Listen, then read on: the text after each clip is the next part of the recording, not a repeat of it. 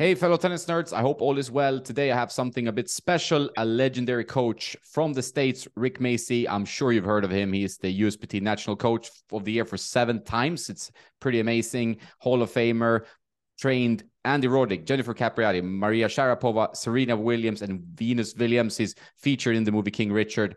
He's an absolute legend in the game. How are you, Rick? I'm doing great. Glad to be here. It's going to be a lot of fun. So you just returned from the court, and we talked about this a bit before we started. You're still doing lots of hours on the tennis court every week.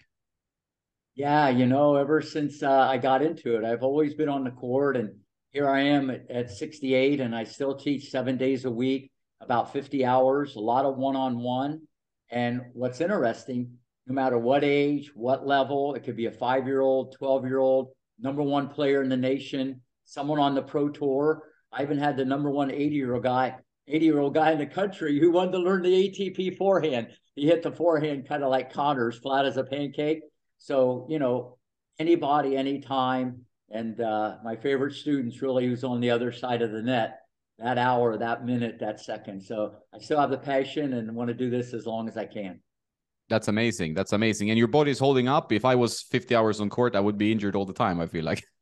Yeah, no, everything's good. I run a half mile every day. I try to stretch. I eat right. But listen, as well as I do, you can do all the right things. And some of it can be genetics and luck of the draw. And, you got to appreciate your health. And I still feel great. But the main thing is the mental attitude. I love to help others more than really helping myself.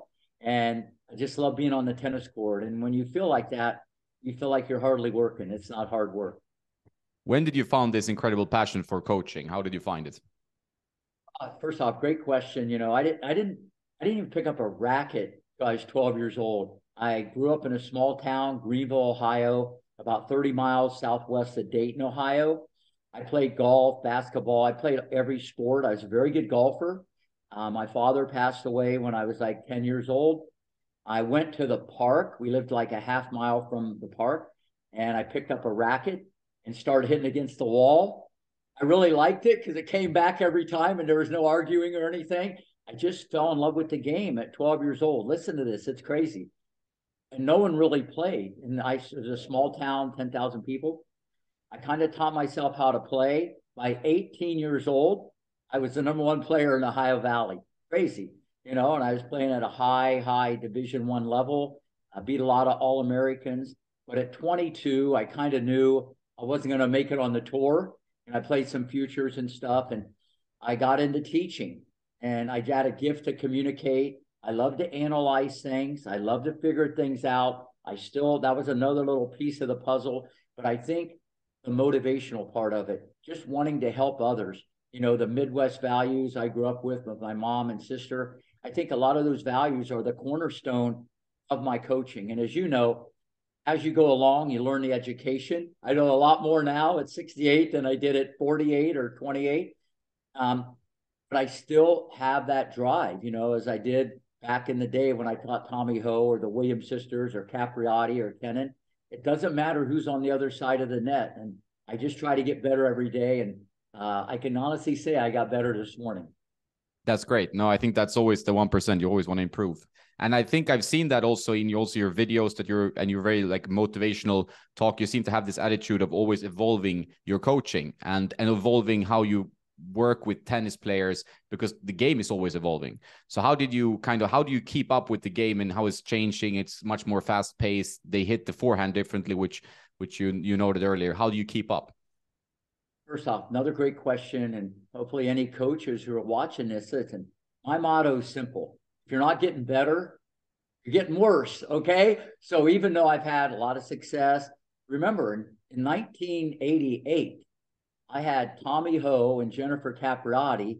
Tommy was 15, and he won the boys 18s as a 15-year-old, and that record still stands today, younger than Chang, Agassi, Sampers. And Jennifer, as a 12-year-old, she won the 18 hard court and clay court. So I had the daily double. I had 2 young kids, and those records still stand today. So this all kind of started back then, and here we are today. And you can go through the medley of players that I've worked with, but it's not just them. But I think that just, if you love what you do and you have this, attitude of wanting just to help others and always look at the positive, a winner finds a way, a loser make excuses. I'm actually a little bit more of a life coach, even though I know the ins and outs of the tennis part. But to really answer your question, I've always been on the cutting edge with that, with stroke mechanics. And then, about maybe 15 years ago, when I partnered with Dr. Brian Gordon, who's one of the top biomechanists in the world, he came to me with a lot of 3D stuff. I was fascinated. And I can honestly say I learned more from Brian of watching things at 400 or 500 frames a second, that the human eye, even though I tell people what you may see is different than Rick may see, I saw things very differently, even without video, because I analyzed. I would just be like a woodpecker trying to figure this stuff out and keep pecking. But then when I knew exactly cause and an effect and the culprit, and it was backed up by science, then we took this to a whole nother level, because I had Brian's background as a biomechanist, and my background, be able to motivate, educate, and then explain it to the consumer in a way that they would understand it. And so you saw that long ago when I described what was going on the men's tour. Because if you look at their forehand, they looked a lot different than what was going on with the gals or the club player. Shorter backswing, faster racket speed. It was all science related. It's all physics related. So I broke it down and explained it, and that thing just went viral. I did it with USPTA. And from there, we just keep evolving and keep adapting or whatever. And that's one of the reasons why I probably have more young players, say under 15, that come to the academy for stroke mechanics.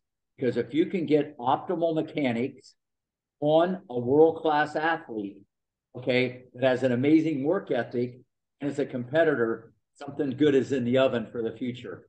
But as well as I do, if you have maybe a flaw with a grip or a backswing, then you're trying to reverse engineer this, put Humpty Dumpty together at 17, 18. And I work with a lot of pros, and they want help, but they don't want to change, and it's kind of a tough thing. So I just always try to improve.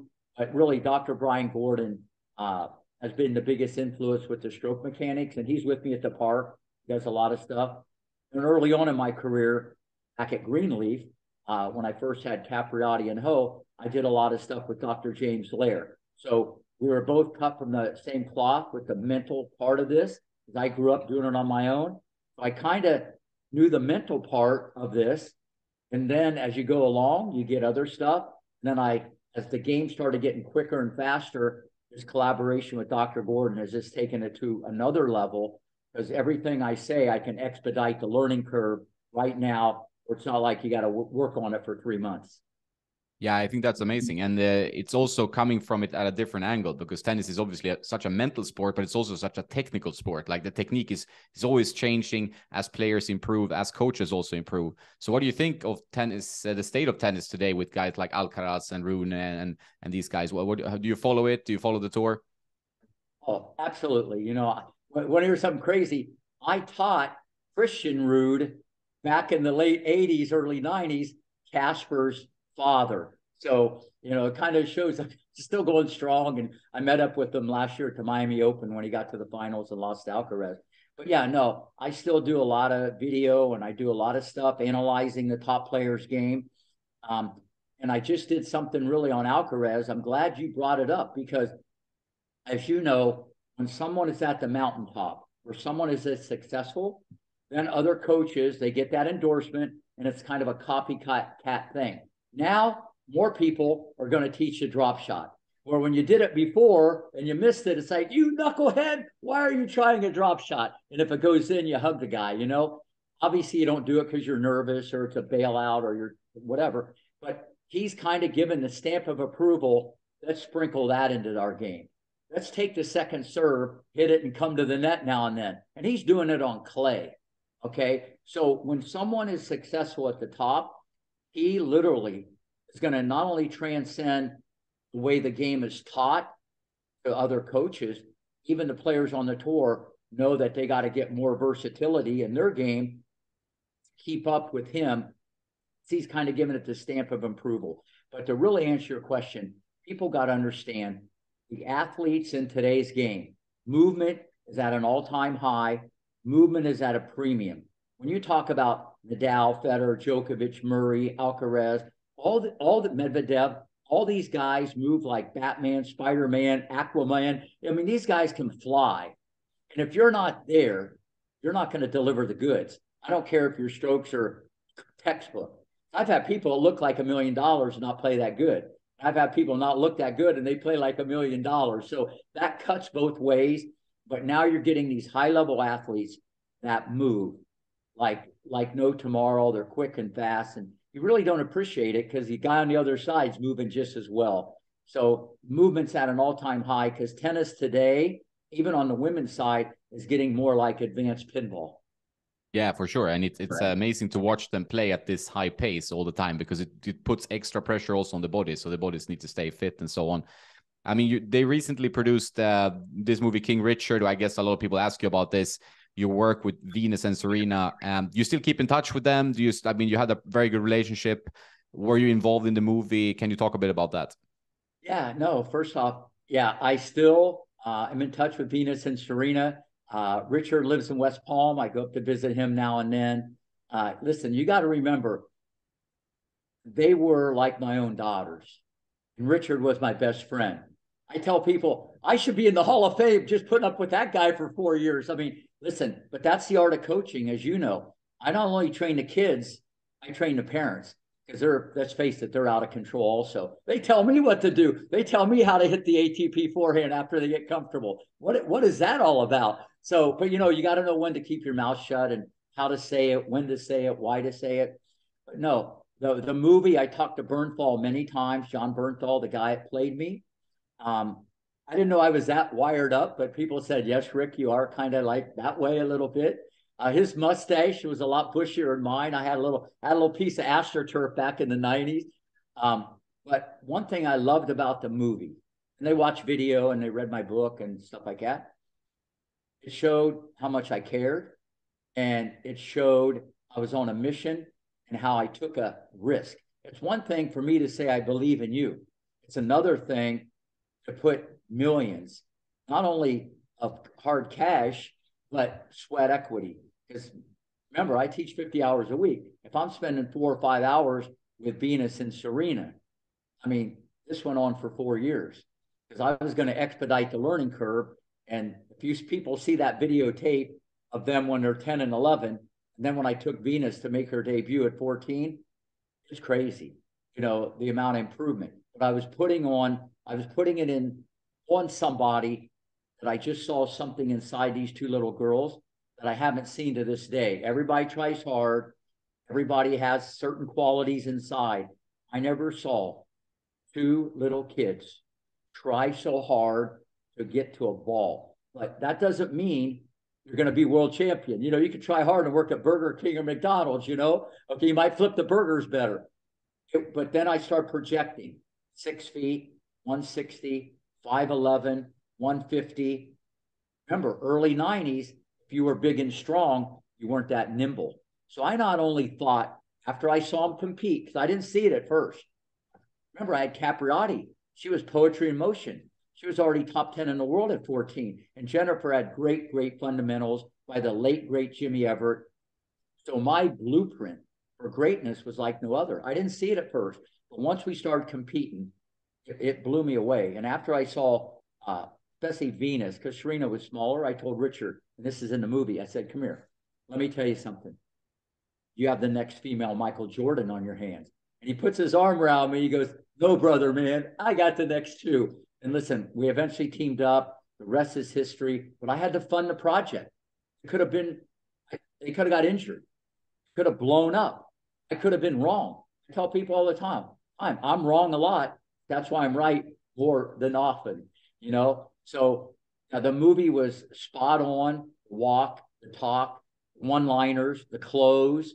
It was almost exactly. It kind of blew me away. I wasn't consulted on the movie. I should have been. Okay, it would have been better. I have stories like you have no idea about Venus, Serena, and Richard as little kids. I mean, just it'd make you laugh and cry. And when I went to the after party, and I was with Venus and Serena all night, they were literally crying. Remember, we went back down memory lane, and they're looking at this from age 10 to 15 through different eyes. When I was bringing these stories up, I mean, it was crazy. So I think the movie would have been even better, even though, in my opinion, it was amazing. But almost everything in there was spot on. But I think the most important thing was how much I cared. It didn't go from Compton to center court like the narrative maybe was. The people maybe in tennis knew I coached them, but they didn't know I took that gamble, you know? And it's because I believe. I've been asked to do it tens of thousands of times since, and I haven't done it. But that will lead to the next question. I'm doing it right now for this little girl from Ukraine that we can talk about later. Yeah, that's great. I've heard about that. And what do you think, before we get into that, because it's always fun to hear about the next level, and I understand how surreal it must be to watch yourself being portrayed in a movie, also a big movie. It's a big deal. But what do you think is like your best skill, if you can give yourself like a rating of how do you see that talent, that kind of grit that you need as a tennis player? Like what do you think is, what do you bring out of the player?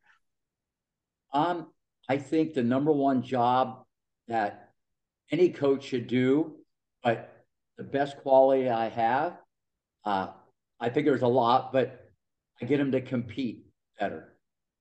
Anybody, anytime, anywhere, run for every ball, flip it in your mind. It happened 20 years ago. You got 20 seconds to reset, and just be a brutal competitor. And that's why I love Roddick. He was like a mosquito. The guy would lose. He'd just be bugging me. Can I play him again? I knew that he's going to be a great pro. I didn't know he'd be like number one in the world and win the US Open, because he was a little guy, I didn't know his serve was going to become nuclear in his forehand. But I think that's the number one quality. I just get people to compete better, and I get them to believe. Even with Venus and Serena, even though they had this Compton street fight and I saw these qualities, I had to put it together. If I said make the backswing shorter, Richard would say bigger. I had to wait till he leaves so I could go in there and kind of put this thing together, This didn't happen overnight.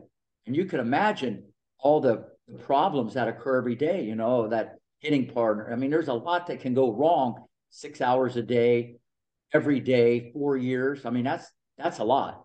But we're like family on in a mission. So I think that's the number one thing. But another thing, when you talk about Venus and Serena, I never talked to them about other 12-year-olds or 14s.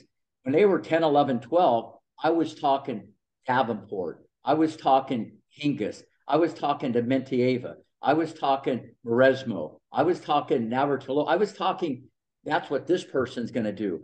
We never talked about that. I would talk about pro tennis, and that girl's going to get it. That lady's going to get it. So we got to make it better. So like Venus and Serena, they always tell me, Rick, we were almost brainwashed to be number one. We were like supposed to be number one. We're great athletes, but their mind was always, you're going to be there. Now, that being said, you got to have the thoroughbred to win the Derby. You can say all that stuff and you can't do it to a donkey, but I knew what they had, but we trained the mind, and I created the most positive environment that greatness was definitely on the horizon.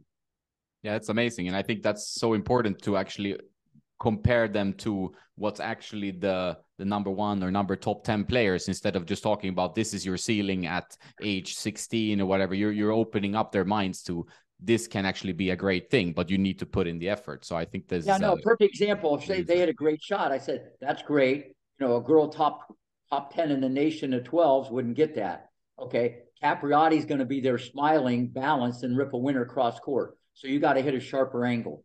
So you compliment them, but you always push for more. But you do it in a way of joy and passion, and not that, you're never satisfied, because a lot of coaches, unfortunately, are a little too negative. Yeah, and I think that it's a tough balance, right? Because you want to be honest, and sometimes brutally honest, but you also need to keep building them up and not breaking them down, I think. And it's a balance that you have to keep as a coach. Trust me on this. Richard was brutally honest a lot. So I let him do the brutally. I was brutally. I picked my spots. But no, you're right. You need both, and they both carry the same amount of weight if you can balance it. Yeah, the balancing is the key. So talk to me about this Ukrainian girl I heard about that you're working with right now. Yeah, no, first off, it's ironic because they just left today to go play tournaments in Europe. She has a brother, Slava. He's top 5 ITF also. I'm with a management company called Edge. We represent about 14, 15 players. And I evaluate talent around the world. Okay. A lot of them are more 16, 17, 18. They're already top 10 in the world. And I say, listen, I think you should sign them. What Edge does, they give them an opportunity. They fund the project, they pay for the coach, they pay for the travel. And obviously they're banking on getting it on the back end and then becoming, you know, top 50, 30, 20, or, you know, great champion. So they sent me this video of this little 10-year-old girl from Ukraine. And when I saw her moving around the court, I saw ballet. I saw, you know, she was like Barishnikov with a racket. She could stop and start like a Mercedes. Okay. Just the way she moved. She was small. She had big strokes. Nothing technically I liked. Okay. I was going, oh my God. She had good feel, good balance. Okay. Then when I heard about her brother, okay, I knew, okay, there's some genetics. The mom played a little bit on the tour, doubles. I think the father was a pro boxer. So once I found more, okay, I said, listen, you got to have this kid come to Florida or the Orange Bowl. Let me take the temperature. So she came. I checked it out. I saw her live and in color. Got to know her a little bit more. I said, listen, she just turned 11. You got to sign this kid. I have no doubt, okay?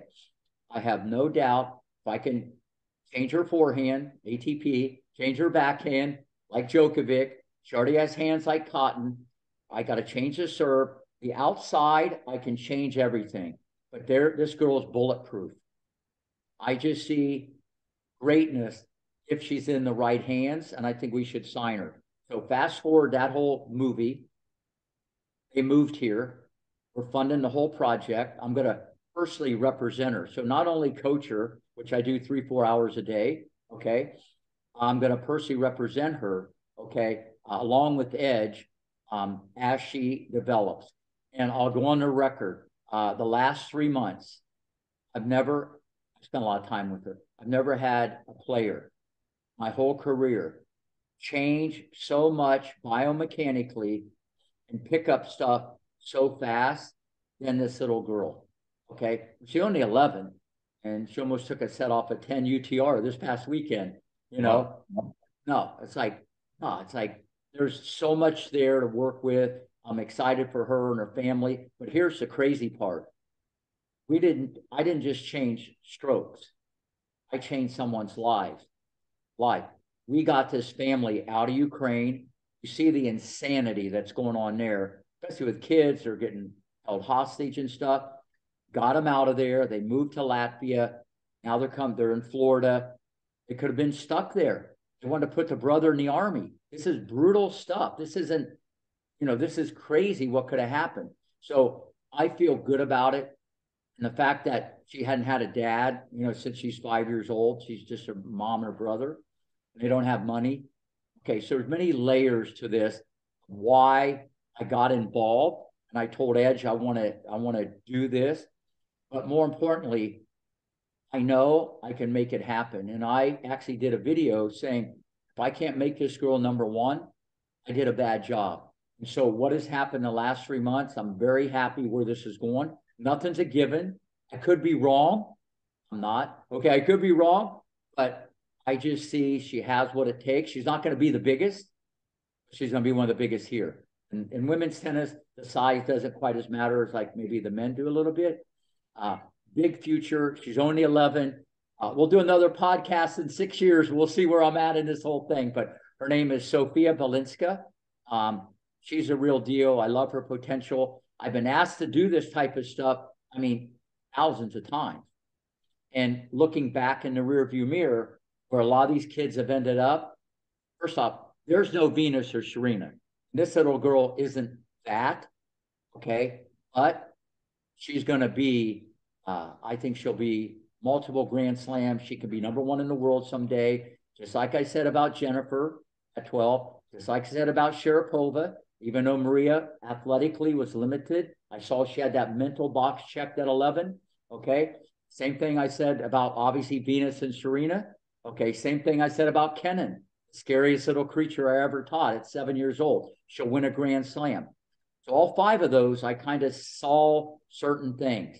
And I see a lot of those boxes checked with this little girl from Ukraine. But it makes it even better because I'm going to represent her, and there's a whole family dynamic. So at this stage of my life, it's like it's the best feeling in the world to not only change someone's game and make their dream maybe come true, but to change someone's life.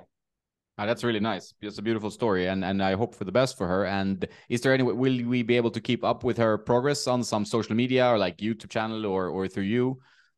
Yeah, absolutely. On my YouTube channel, there's a whole video that I did a few days before the Ukraine war 1-year anniversary. It's on my YouTube channel, and we're going to probably do an exclusive when they come back from Europe with NBC of maybe about her story about this. But she'll play all the juniors. She's not going to go cold turkey and not play any juniors like the Williamses. I think you need to learn how to win and lose. But the Venus Serena were such brutal competitors. Maybe that worked for them, but I wouldn't recommend that for anybody watching this. I think you need to learn how to win and lose and smile and cry and learn the geometry of the court. And especially now, the game's different than a long time ago because it's much faster. So yeah, you'll be able to keep track of her, and it will be interesting to see where it all ends up. That's great. That's a great story, and I will keep following that. And I hope to do another podcast with you. And when we have a more of a one more thing, I yeah, probably should have said this first. Family is a great family, and that's another reason why I did this. They have humility, and they have gratitude. She not only picks up all the balls on the court, she'll pick up balls on someone else's court. She'll pick up balls that are out in the grass, and she says thank you after every lesson. So as a coach, especially at this stage of the game, you know, I've seen it all and I've done a lot. Those things mean a lot. And when you're like that naturally and it's real, any coach or teacher, whether it be on a sport or in a classroom, anybody listen to that, listen to this. You'll get more out of the teacher if you're like that, because it's this human nature that they want to help you more just because you have an amazing attitude as a person. Yeah, that's nice. I think that's extremely important. I mean, because tennis is kind of like a reflection of life, you know. So if you can be a good person on the tennis court, you can also be a good person off the tennis court, and vice versa. And that's an important skill. So a lot of people are also entitled. You know, society's different. People are a little more spoiled. You know, they want their kids to be rough and tough, but they're kind of like marshmallows at time. You know, and they're entitled and they don't appreciate quite as much. So when you get that. Okay. And you get someone that's quick and fast and a brutal competitor and getting great strokes and wants to be number one. When you get all those things in that direction and it's a team effort, you couldn't ask for anything more. Great. But is that a key aspect you look for is the attitude of the person, like the people you've coached? The attitude, is that one of the key aspects for you? Yeah, but that can be changed. You know what I'm saying? I've had people that, you know, I don't mind if people get mad. I don't mind if people are negative. I don't mind if people throw their racket or scream or yell. That means they have passion. I'd rather have that than if I knock on the door, they never answer. They're in a coma or whatever. So I'd rather have that. Roddick was like that. He was a live wire, but I loved it. You know, he was competitive. So the attitude, I can help them out. I got more stories than anybody in the world about how attitude controls altitude, and the positivity and how to look at the game of life through a different lens. You know, I inflect that. And when I talk to all the kids, whether they just want to play high school tennis, college tennis, they might have a future in pro tennis. This is what I do. I try to change attitude, and more people come back to me because now they're doctors, lawyers, accountants. You know, they're 30, 40, 50 years old. People that, you know, I work with in the past, and the work ethic that I instilled in them with a positive attitude. And they pass that down to their kid. Just like Casper Ruud, when he won a tournament, he goes, my dad, even though I'm tired, my dad always told me, winners find a way, losers find an excuse. And he learned that long ago from his coach, Rick Macci. So this is more important than the forehand or the backhand or the serve, you know, how someone's wired. Okay. But you can influence that as a coach. And I take a big responsibility in that because I know how to do this and get people not to make excuses and to get people to try harder.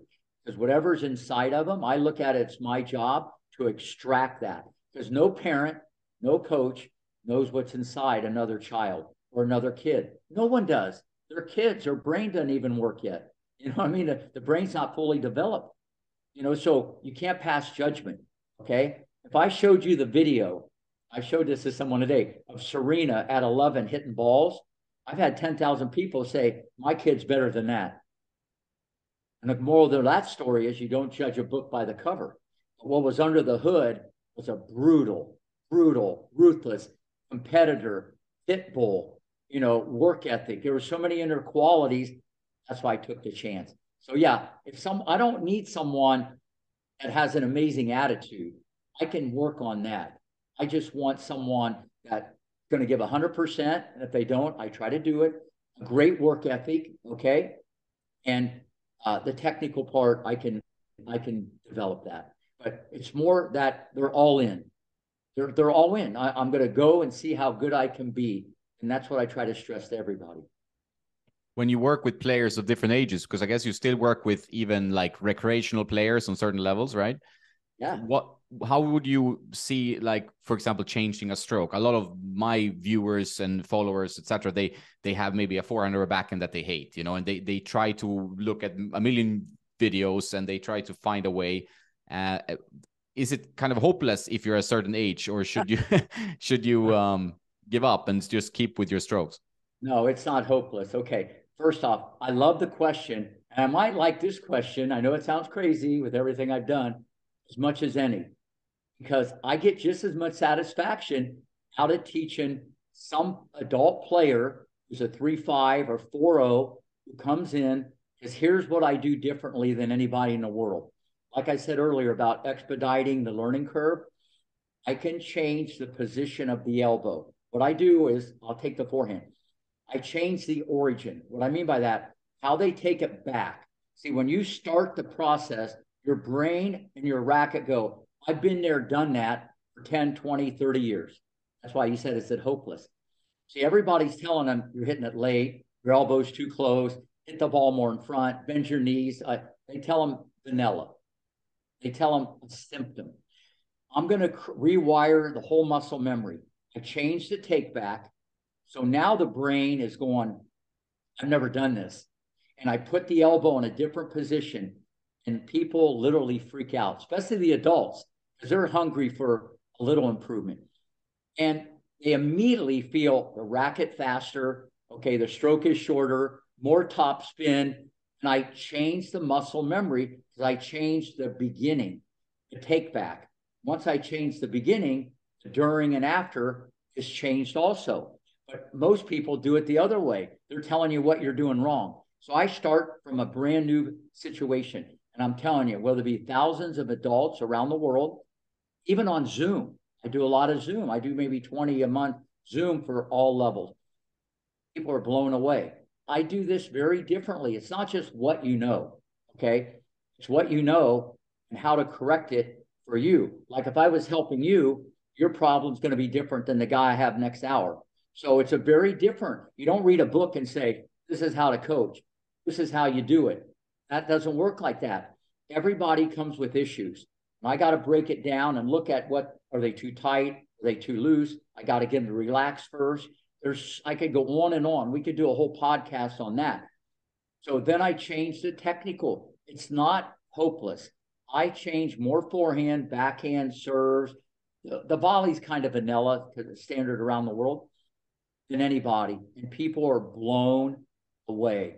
And it's the best feeling in the world because they come back and say, you know, you're like Buddha or Sensei or Avangar or whatever. I didn't know half these words meant because they felt something they never felt. And they learn more in 5 minutes than they did in 5 years if they want to change. Now, some people, you don't want to change anything, then it's a workout. Then you just help them out strategically and they go into combat with the weapons they've done their whole life, but maybe they could have done a little bit better. And there's even many people on the pro tour. Okay. Perfect example. You know, Coco's dad, wants me to help. I've helped them on the forehand, which many people have the last 5 years. Maybe at the end of the year, she'll take a few months off, because let's face it, if she had the ATP forehand, I think she'd dominate. And that's a whole nother discussion we can have, because she's an Olympic sprinter with a racket. So to answer your question, the recreational player, I can help anybody in 30 minutes and they'd be blown away. That's great. No, and I've seen your work on the forehand, especially because I think that is one of the things that people worry about in their own game. They think like, okay, I have a continental forehand, old school, or they have, something that try to resemble Roger Federer, which is not quite the modern forehand, but so you think it's worth, actually, if they want to change it, to put in the effort to change it. That's really the message. If they want to, it depends on the end game, but no doubt I can change his stuff if they want to change it. Okay, it's not a beauty contest and not who looks the best. Okay, if they want something quicker and faster and shorter, okay, and go to another level. See, I think you should always want to learn. See, people practice, but they don't work on their game. They practice, but you got to tweak things, whether it's your stance on the serve, or your grip, or how much you turn your shoulders. There's so many subtle nuances, okay, that I would point out, okay? And this is kind of what I do, the corrective techniques, and you've seen it on a lot of my video, like it's how to correct it, how to say it, why to say it, when to say it, who to say it to, how to say it. And if that door is closed, I go through another one or another one until I can connect this thing. And it's not one size fits all. So anybody can improve, but the technical is the hardest, and that's all in the eye of the beholder and how to do it. Yeah, that's beautifully put. Do you think that there's you seem like very, strong in your thinking around the mental game, and also maybe bringing that outside tennis? Do you think there's a greater understanding of the importance of your mental strategy in sports in general, but in tennis specifically today? Absolutely. That's the wild card. Listen, you can have people that have amazing forehand, amazing backhand, amazing serve, and they go, how did I lose to that guy 2-2 when I have everything better? There's something that says kind of knowing where the ball is going, getting there, getting set, loading the system, playing the percentages. So in tennis, it's brutal because you're by yourself. Okay, you're by yourself. And then how you handle the problem. Okay, you have 20 seconds to make it like it's 20 years ago, and go back to the fence, turn your back, and be in a bubble like I saw the great Maria Sharapova at 11. I told Yuri, the dad, when I had her, listen, the forehand's kind of dicey. The movement's not, she's not Venus. Okay, but mentally, she might be the best I've ever had mentally, but it was already baked in like double extra crispy. You get it at birth. You can't buy it over the internet, Walgreens, Public. You can't buy it. It was there. The ability to forget. She was amazing. And I think if you look at it, she was almost like a machine, like you see a lot of these guys at the top. They're all ritual. So, yeah, no, that's the wild card. It's hard because we're humans. And when we make mistakes, we have an emotion go through our body. And that emotion is usually not happiness. Now, you can get mad, or then you're going to get determined, or you're going to get mad and lose confidence, or mad and, get tighter. So this is what hurts a lot of players. And that's why you see some players much better in doubles, simply because they might have all these other good qualities, can't make it in singles. Because in doubles, you miss a shot. And I tell this to the kids all the time. You miss a shot in doubles, you go hug your partner, you give a high five, and life is great. And you miss it in singles, and you feel very different. So you're letting the situation control you instead of you control the situation. And that's why some people are better at doubles. It's not as much mental, obviously, and you're only covering half the court. So there's not as much mental to deal with or movement. And that's what you see a lot going on in doubles. So yes, at the end of the day, and that was one of my strengths, the mental toughness. Okay, because I didn't have world-class stroke, but I knew how to compete. And I think that background of doing it on my own, not having a dad, never having a lesson.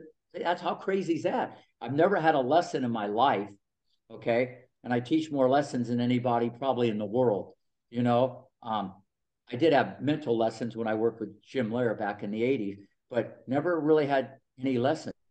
Okay. So at the end of the day, that's another staple of my teaching, of doing it on your own.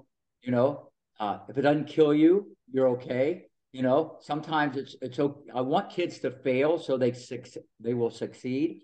I want them to do it the hard way. And so, yeah, the mental part is huge. And that's what I love about Roddick. And I knew it. Listen, he was a little guy. He was number one in the nation when I had him at 12. He came to me at 9, had his older brother too. Amazing competitor. Okay.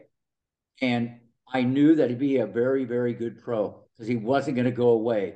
And there's guys out there you can go down and you say, they're just going to be there. They're going to, and that's what I think it's all about as a coach. Just don't go away. And when you're that Monday, Tuesday, Wednesday, Thursday, Friday, Saturday, Sunday, you become that. You become a creature of habit. But if you're in and out, that's what separates great from good. You know, great is rare air. I know it's a package. There's movement, technique too. But this is what makes Federer and Nadal, Djokovic, these guys different. It's one thing to get there, kind of hang out there a little bit. It's another thing to stay there. It's this, okay? And it's not the chicken and the egg. I'm just telling you, it's how you look at this stuff. And but that's the wild card. But you can train for that also. It's a little bit can be genetic and family environment, how you handle stuff, okay? But you can also train for that. The best advice I give anybody, and this is why I try to tell the kids, I say, listen, if you're not going to listen to me, who are you going to listen to? I want you to do this. Watch how Federer looks after he loses a point. Look how Rafa looks after he loses a point. Look how Sharapova or whoever, look how they respond to failure. You know, and I like to tell the Djokovic story when he had match point and a guy hit the line 3 times on match point, and Djokovic just shook his head and clapped and smiled. And the next point, he hit an ace. The next point, the guy hit in the net and he won the match. Where a lot of people would say, Jesus, I'm so unlucky. You know, you could take that 20 different ways. Greatness flips it in their mind. And I actually tell people it is what it isn't. You got to be able to reverse it in your head. Yeah, the winner mentality, it's everything, right? So how do you predict like the next 5 years on the men's and the women's tour? Very difficult question, but interesting to hear your response. Yeah, some people are a little surprised. I mean, I went even 3 years ago, I called Alcaraz. I even called him winning US Open, you know. I say you're going to have Djokovic isn't going anywhere unless he gets hurt. So don't throw him out of the barn yet. He's still the leader in the clubhouse. He's not going anywhere. You got the Jokers in there. You got Alcaraz. I'm putting Sinner right in there. Okay. Medvedev's not going anymore. Rune, however you pronounce it, he's going to be in the mix. Okay. And I might catch people off guard with this. I think Korda is the best of the Americans. He's the most talented. I know he's been injured. I can see multiple Grand Slams. Fritz is good. Francis is a good friend of mine. Riley. I know a lot of these guys, but those would be the ones, in my opinion, that are going to be there for a long, long time. You know, Alcaraz, believe it or not, everybody thinks he's going to dominate on clay. I think he's better on hard court. My only concern about him is I don't want him to get injured. He moves so violently and he stops and starts because he has such firepower. Once he starts moving, like the game has never seen. Once he gets going, no one's ever moved like that in the history of our sport. Okay, and he stops like that. And he hits quality off of quality. That's a whole world. The rest of the world might lob it. So he's a different animal. But he's more adventurous. And on clay, because it's more mental, he lets people in more. So I don't think he's going to be a Rafa type clay guy, but I think he can do damage on the hard court. Sinner, I think he's dangerous, going to be on everything. You know, I really like his game. Rune, I like his game. So I think that's what's going to happen in the men. The women, Iga's not going anywhere. Sabalenka, okay, her firepower when she's like positive, she's going to just play right through you. She's not going anywhere. If Coco can get the forehand under control, she could be the new like leader in the clubhouse. Rybakina, she has a serve. Mentally, she has it. So I see like her in the mix. Okay. But it's wide open on the women. You've had a lot of people kind of exit stage left, especially when Serena went out the door, you know, not that she was like in there. You're just having a lot of people. Barty said, I'm going to retire young. You know, Osaka said, I'm having a kid, you know, so it kind of, and why not me? So it gives everybody a chance. And now instead of getting to the round of 16 and facing Nadal, Federer, Djokovic, Murray, or Barty, you know, Serena or Osaka, now you're in the round, you're in the quarters. In one round, you're in the semi. So confidence, as you know, breeds confidence. So that would be the people that I see out there. And I'm sure there's others. I'll go on the record, maybe she's 11, maybe 7, 8 years from now, maybe Sofia Balinska. Yeah, that's the answer I expected. Do you is there any player that you would like to work with, just out of like that you see you could do some real improvements? I mean, current top player, for example, that you feel like this could be fixed and better. Absolutely, it'd be Coco Gauff, because I know the dad, I know the hitting partner. I'm in Boca, they're in Del Rey. I've talked to the dad. I've given him some pointers about how to do this, but it's tough. You're on the tour all the time. You got to take a couple months off if you want to do reconstructive surgery. I have to reverse engineer things, change the muscle memory. She has very long arms for her body type. She's been doing stuff since she's 8 years old. That's a long time. It's easier for me to teach ATP backhand, forehand, and to teach strokes to an 8-year-old who might even be a beginner. How crazy is that? Because it's a piece of clay that I can mold and there's no bad habit. Okay, her forehand's not bad. There's just a little bump in it, okay? That kind of comes out, as we know, when there's pressure. You can camouflage it, maybe get away with it in certain situations, but when the fans are in the stands and there's pressure, that's usually the stroke that breaks down. Whether you have a flaw on your serve or on your forehand, usually not the backhand. Almost all the women, biomechanically, they get it for free. 2 hands on the racket. When you're a little munchkin, the body leads the hands, so you're connected biomechanically. That's why most women have a better 2-handed backhand than forehand. Always. You can go back through the test of time. And I studied all 50, all the way back to Capriati, Davenport, Pierce, Demetieva, Celis, Hingis. They're all, their backhands were always better. Some were close, but you get it for free as a kid. No one can mess it up, and you can't mess it up either, you know? So it's not messed up.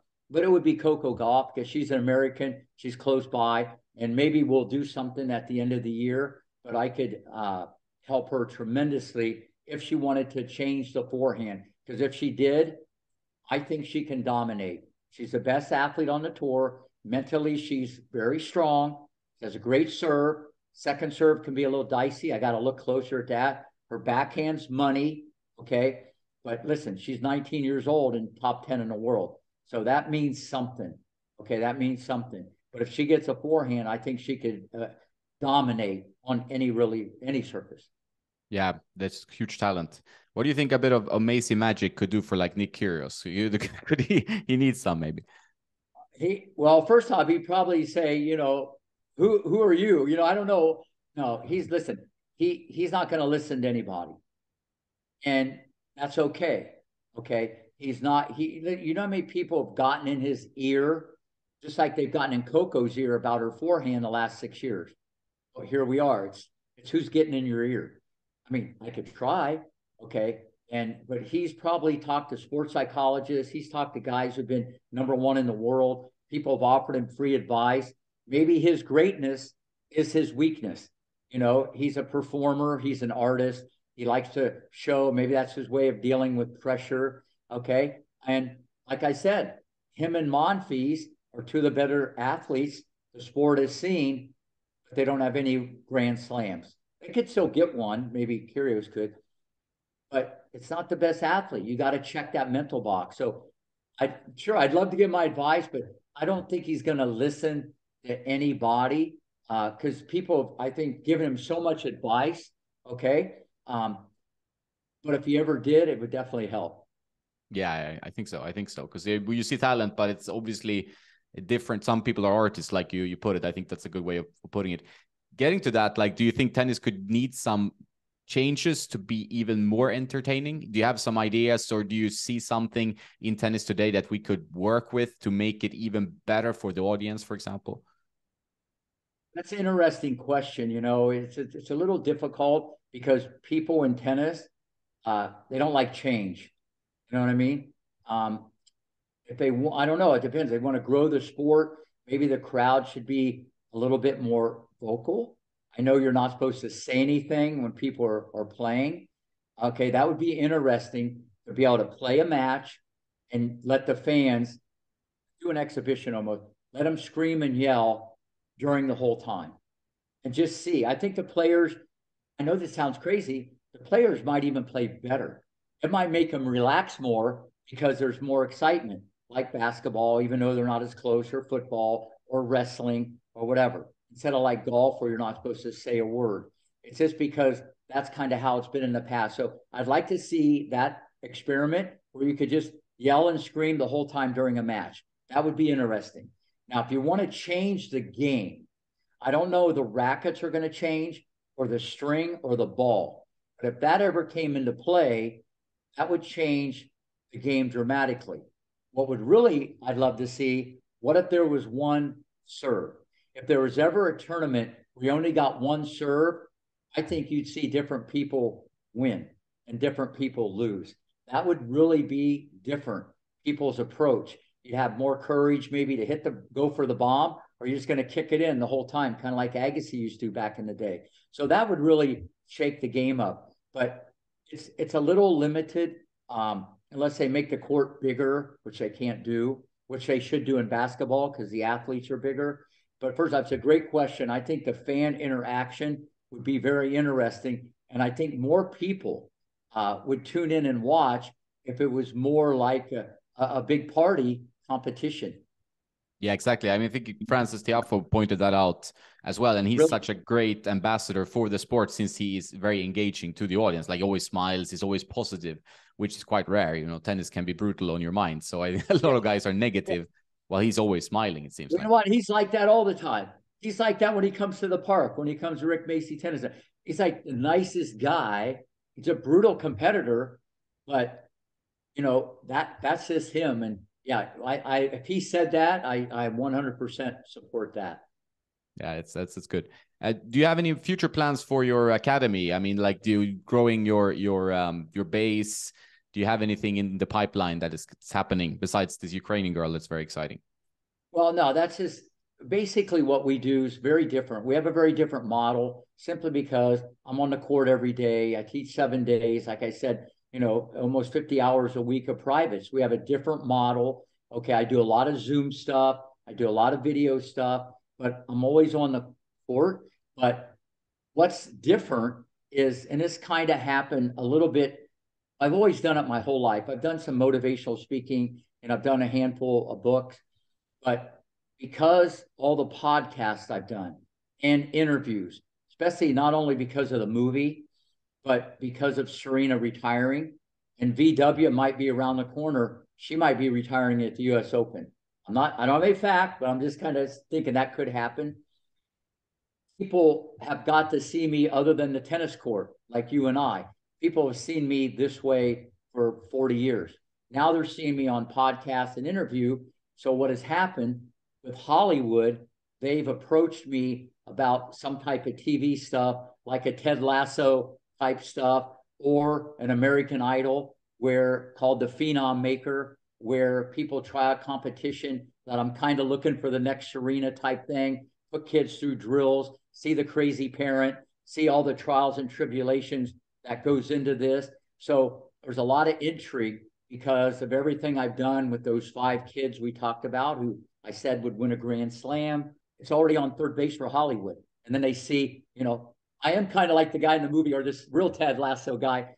So that's kind of in the oven. And as a matter of fact, I have a Zoom tomorrow with a producer who did The Office. Okay, a pretty big hit on. So that's in the oven. We'll see where that all ends up. And I know it's probably going to happen in one way or another. But no matter what, all roads lead back to court number 1. I'm going to be on court number 1 as much as possible. Not only just changing strokes, but changing lives.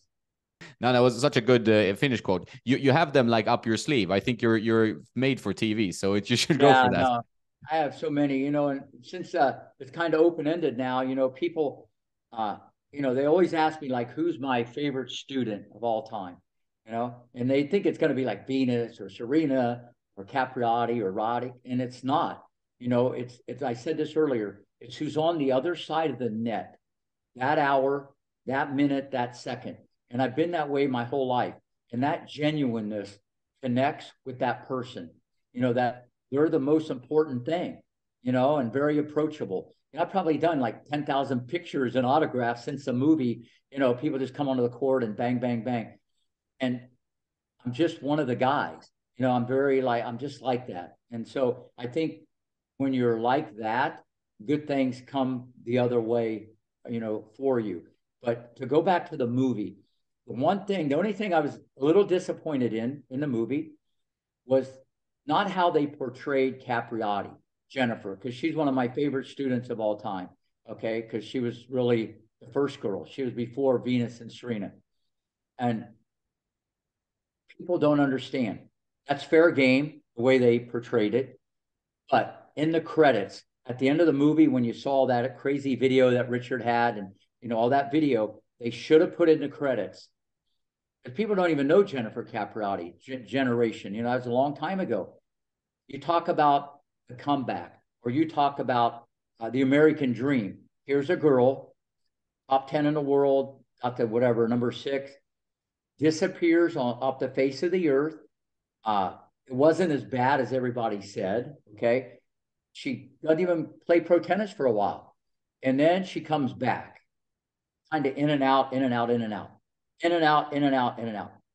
No one believed in this girl except Stefano Capriati, Denise Capriati, and Rick Macci, even though I wasn't in the picture. She not only comes all the way back, not number 50, not number 20, not number 10, number 1. She wins 3 Grand Slams, an Olympic gold medal, huge contract from FILA. Remember, she was out the door. She was gone. Came all the way back. The moral of the story is you don't lose the talent. You lose the confidence and the fitness. You don't lose the talent. You don't, listen, you're not, if you're top 10 in the world on the women's tour at 14 years old, you have something. But I think that shows her uniqueness. And I wish that would have been in the credits at least about how she came back. Because people don't know anything about her. And I kind of did something on YouTube about her, and her mom was very appreciative of that. So, but Jennifer's one of my all-time favorites. And, you know, so, but someone asked me this about technique, because they were saying, how do people like Medvedev and Brooksby, they were telling about their technique, how they survive. And I was telling them, that's a whole nother discussion. And they asked me who was the best ever. And I said, it was Jennifer. She had a cup of water on her head, one on each shoulder. She'd rip a ground stroke and not spill a drop. I mean, she wouldn't spill a drop of water. Her balance was impeccable and the ball was on a string. You know, even to this day, I haven't seen that. Okay. So when she checked a lot of those technical boxes and just those fundamentals, that's easier to come back and play through the competition. Do you think that's possible today, for example, with someone like Ash Barty, for example, who's now retired? I'm not saying she wants to come back, but can they come back within a certain time frame and actually do damage on the tour? Yeah, Barty can, and here's why. She's the Australian surgeon. She can slice you and dice you. She plays chess. Most of the other girls are playing checkers. They just want to tear your head off, which is okay. If you're good at tearing someone's head off before they tear your head off, you're going to win at tearing the other one's head off. But Barty she's more surgical. And so it's a little easier for her. And she never got enough credit, in my opinion, you know, how good an athlete she was. Because maybe she didn't look like Venus, okay? And she had a good serve. And people don't understand. She could hit the corner because she had great feel from playing cricket. And she was almost like, you know, she was very athletic. But the way she played, she could definitely come back and be number 1 in the world. Okay. There's no doubt about it because I like her style. And I think it'd be easier for her because she could mess you up sooner where it's not just like bang, bang, bang. So 100% she could come back. And same with Osaka. So Osaka will come back because she has a great serve, great mover. She has firepower on both sides. So she'll eliminate, most of the world until she gets into that top 20 just by that. And once she gets the mental part back of that championship DNA of winning 3 Grand Slams, I believe, she'll get right back in there. Do you feel like there are big differences between WTA and ATP, or do you feel like they're getting closer now? Like, for example, like the forehand used to be quite different now, but we see more and more modern forehands, like Swiatek, for example, playing with amazing forehand and winning a lot of points because her technique is a little bit more ATP style. Do you see that Who happening? Did you say? Who'd you say? Swiatek. I think her Polish Yeah. name is Swiatek. Yeah. Yeah. Absolutely. I think because there's so much online, and Brian Gordon and I were ahead of the curve, and we explained it. It's out there. People have duplicated it, maybe tweaked it, modify it, but there's enough principles they understand, or they just watch video, okay, of how to do this because the game is faster, okay. And as long as you're almost in the neighborhood, it's better than taking the racket to the other side of your body and making a semicircle where we both know, and with a faster surface and a faster ball under pressure, that might break down a little bit and be more complicated. Okay. And then you start chipping it, or you come off your back foot, or you got to go upstairs with it. Okay. So I think, yes, you're seeing more and more of that. And Jennifer Brady, who I saw at 15 when she was here at one of the Americans, she had the ATP forehand, and I was explaining it to the coaches, and they said, well, it looks kind of different. I said, she'll have one of the best forehands on the tour. And I know she got hurt or whatever, but her forehand's faster and heavier than anybody. It's all physics. Now, and you're seeing more and more of that out there, but you got to start this early. Like I said, it's hard once you're out there to reprogram those reflexes and change muscle memory, because you're having success. You know what I mean? You might even want a Grand Slam. But the question I have, could it have been better? And that's the way you got to look at this stuff. Could the serve have been better? Could this have been better? And I look at that all the time with all players. Just think of Arantxa Vicario, who was like a little water bug stopping and starting, backhand money, great competitor, forehand, shaky to say the least. Okay. What if she'd have had Steffi's forehand at least? Or what if she'd have had Federer's forehand? She'd be sitting here with maybe 15 Grand Slams. I always play the what if, because that starts early on, and that's kind of what I do. I try to put Humpty Dumpty together at a young age, technically. And if I put it on a great athlete with great genetics, with a great work ethic, something can come out. And even you look at Kenin, when I had her at 7, you look at her swings, they were back to Alaska, and I got her in the neighborhood a little better, not ATP, but shorter is better if you understand efficiency of motion. So yeah, I think the players kind of lead the way. Like I said about Alcaraz, okay, his take back's higher. He keeps the hand on the racket till the ball bounces, where Federer lets go earlier. His is higher. He has more of a gravity drop. So all these things, it's not one size fits all, but as long as you're to the outside and the leg drive initiates the racket speed and the racket flips down and back, you're going to learn the ATP forehand. Yeah, it's a great way to end on, I think, because I know you have another meeting and you're a busy guy. But it's been very nice to talk to you, very inspirational. I think all the listeners will agree. And we will follow your progress with your students and everything. And do you have any shout-outs in terms of how people can get a hold of you or watch your stuff? Absolutely. Listen, I'm probably the most accessible guy ever. My phone rings and I answer it and they go, wait, I go, this is Rick. They go, wait, no, it's not. And then I say something from the movie like Bang or whatever. They go, it is him. You sound like the guy. No, listen, my phone number is everywhere. You can email me, info@rickmacci.com. I analyze videos. I do thousands. People send me videos, boom, boom, boom, and I correct things. So they can go to my website, www.rickmacci.com, Instagram, Twitter. I tweet a lot. I'm very accessible. I'm very engaged because I think the best way to help people is for me to personally be involved so I can expedite the learning curve and make it happen quicker. Fantastic. Yeah, you're passion for the sport is infectious and inspirational. Thanks a lot, Rick, and all the best now. And I hope to see you on Primetime Network very soon. All right, you got it. We'll do it again, and we'll be talking about Sofia in the near future. Yeah, for sure. I want to. All right, okay. You got it. Thank you so much. Thank you. All right.